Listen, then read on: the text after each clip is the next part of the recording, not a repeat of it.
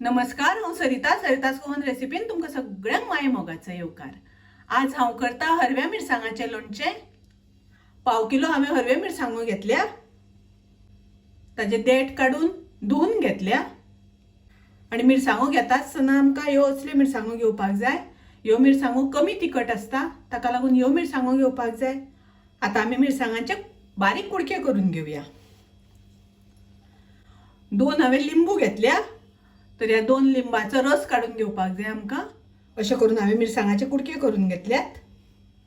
तातूंत आमी घालुया चवी पुरतें मीठ, पाव चमचो घालता हळदीची पावडर, अर्दो चमचो घालता हिंगाची पावडर, 3 मोठे चमचे सासवां भाजून ताजी पावडर केल्या। तर पावडर हांवें एकदम बारीक करूंक ना, मातशें मोठेशेंच दवरला। ते घालुया तातूंत। 2 लिंबाचो रस घालता, 1 चमचो मेथी दाणे भाजून ताजी पावडर करून घेतल्या, ती घालता। आणि आता हे सगळें मिक्स करून घेवया। आता आमकां तातूंत घालपाक जाय तेल।